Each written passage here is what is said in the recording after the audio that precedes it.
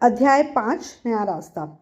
अपने जीवन की परिस्थितियों से विवश होकर मीनू के हृदय में कई बार हीन भावनाएं उत्पन्न हुई। कई बार उसे ऐसा आभास हुआ कि उसका जीवन बिल्कुल व्यर्थ है, परंतु मीनू जैसी योग्य तथा होनहार युवती के लिए ऐसी भावनाएं उचित नहीं थी।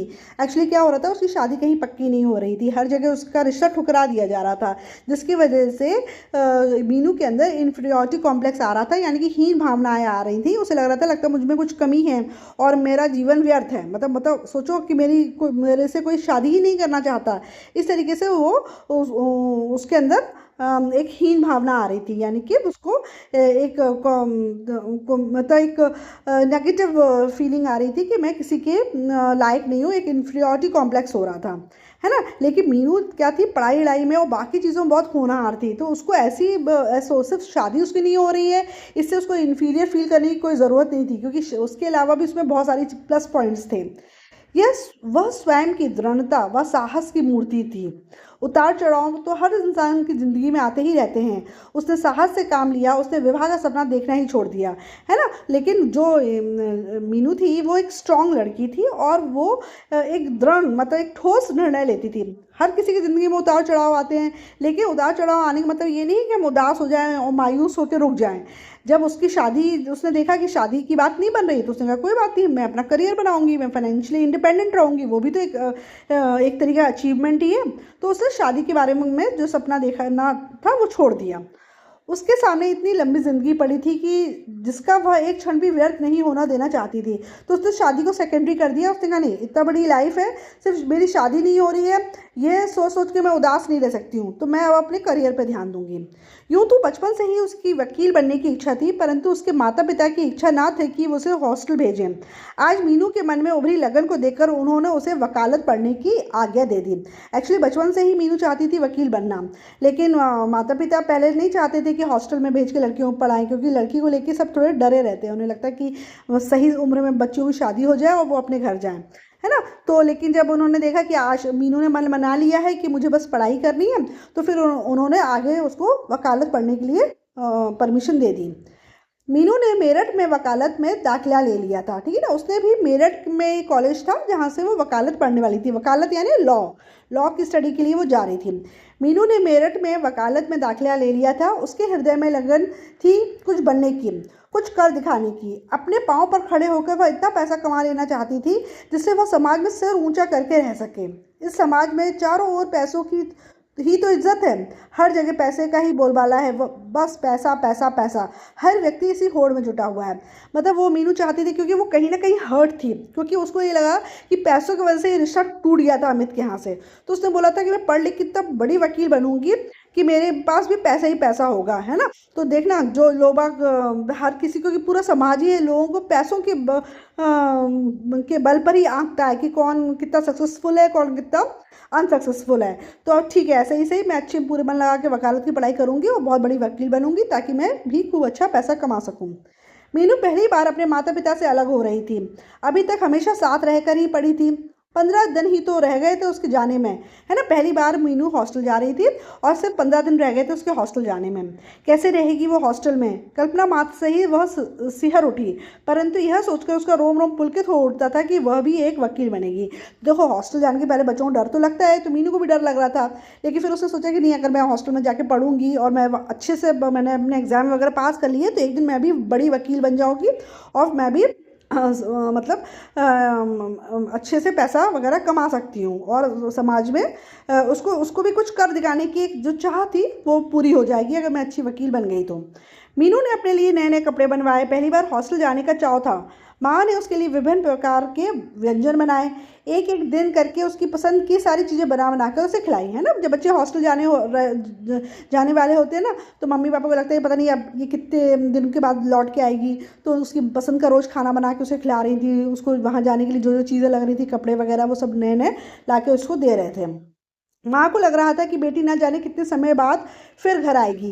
पिताजी भी जब ऑफिस से आते तो उसके खाने के लिए कुछ ना कुछ अवश्य लाते। आखिर मीनू का हॉस्टल जाने का दिन आ ही गया। उसके सामने एक उद्देश्य था, एक सपना था जो पूरा करना ही था। घर छोड़ते समय मीनू की आंखों में आंसू उछल चला पड़े। कितना अजीब लग रहा था उसे घर छोड़ना। पर माँ व भाई बहन से पहली बार अलग हो रही थी, है ना। तो फाइनली वो डे आ गया जिस दिन उसको हॉस्टल जाना था। हॉस्टल जाते वक्त वो थोड़ी इमोशनल हो गई, है ना। पहली बार वो अपनी माँ से, अपने भाई बहन से, माँ बाप से और अपने भाई बहन से दूर हो रही थी, इसलिए वो थोड़ी इमोशनल हो गई थी। माँ ने उसे सीने से लगाकर आशीर्वाद दिया, बेटी एक देदीप्यमान नक्षत्र बनकर तुम जग को प्रकाशमान कर दो। जीवन की सारी खुशियाँ तुम्हारे पास हो, तुम अपने उद्देश्य प्राप्ति में सफल हो, यही ईश्वर से मेरी प्रार्थना है। तो माँ ने उसको आशीर्वाद दिया कि तुम एक चमकता हुआ सितारा बन के आसमान में चमको और तुम्हें सारी खुशियाँ मिले, और जो तुमने गोल सेट किया है भगवान करे वो तुम्हारा वो गोल अचीव हो जाए, यानी कि तुम एक बहुत बड़ी वकील बन जाओ।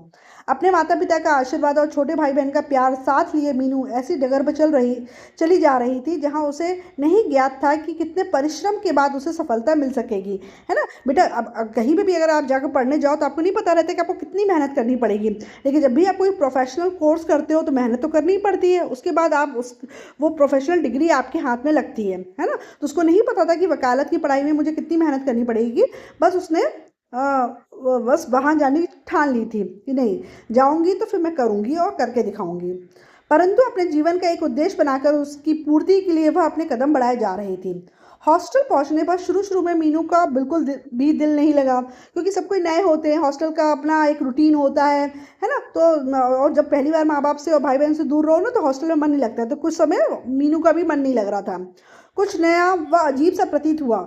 शुरू में वहाँ उसकी अधिक सहेलियां भी नहीं बन पाई थी। वह अपना अधिकतर समय अपनी पुस्तकों के साथ ही लगाती, किताब हाथ में लिए लिए वह अतीत की स्मृतियों में खो गई। मतलब पढ़ते पढ़ते वो उसको पुरानी बातें याद आने लगी। जब वह छोटी थी तो एक दिन उसके पिताजी ने उससे पूछा था, बेटी तुम बड़ी होकर पढ़ लिख कर क्या बनोगी। नन्ही मीनू ने जवाब दिया, पिताजी मैं पढ़ लिख के वकील बनूंगी, मुझे वकील बनना बहुत अच्छा लगता है। मतलब बचपन से ही उसका सपना था कि उसको आगे चल के वकील बनना है। तभी पास बैठी माँ ने कहा था, अरे हट, वकील वगैरह कुछ नहीं बनना है, कौन पढ़ाएगा तुझे इतना, बस 18 साल की उम्र में शादी कर देंगे। फिर लड़कियों को कौन पढ़ाता है इतना, लड़कों की बात तो और है। पहले के ज़माने में ना लड़कियों को इतने हाई स्टडीज़ नहीं करवाई जाती थी। एक सही उम्र में 16-18 साल की उम्र में शादी कर दी जाती थी ताकि वो निश्चिंत हो सकें। और लड़कों को तो पढ़ा देते थे, लेकिन लड़कियों को पढ़ाने का उतना चलन नहीं था उस टाइम पर। माँ की यह बात सुनकर मीनू के दिल में ठेस पहुंचती थी। वह बचपन से ही पढ़ाई में बहुत तेज थी, अपनी कक्षा में हमेशा प्रथम आती थी। बचपन से ही उसका सपना था कि था अपने पाँव पर खड़े होने का और कुछ बनकर दिखाने का, है ना। तो जब उसकी माँ बोलती थी कि मैं, अरे कौन तुमको इतना पढ़ाएगा लिखाएगा, तो उसको बुरा लगता था, क्योंकि वो हमेशा क्लास से फर्स्ट आती थी, पढ़ाई लिखाई में बहुत होशियार थी। तो उसको ऐसा लगता था कि नहीं, मुझे सिर्फ शादी करके दूसरे घर नहीं जाना है, मुझे फाइनेंशियली इंडिपेंडेंट होना है और कुछ बन के दिखाना है। अभी मीनू अतीत की स्मृतियों में खोई थी कि इतने में उसकी सहेली माया ने आकर कहा, कौन कौन सहेली का नाम क्या है, माया, ठीक है ना। माया आई। अभी वो सोच ही रही थी, अपने पुराने यादों में खोई हुई थी मीनू। उसी वक्त उसकी सहेली माया आई और कहा, मीनू मीनू देखो तुम्हारे पिताजी आए हैं, गेस्ट रूम में बैठे हैं।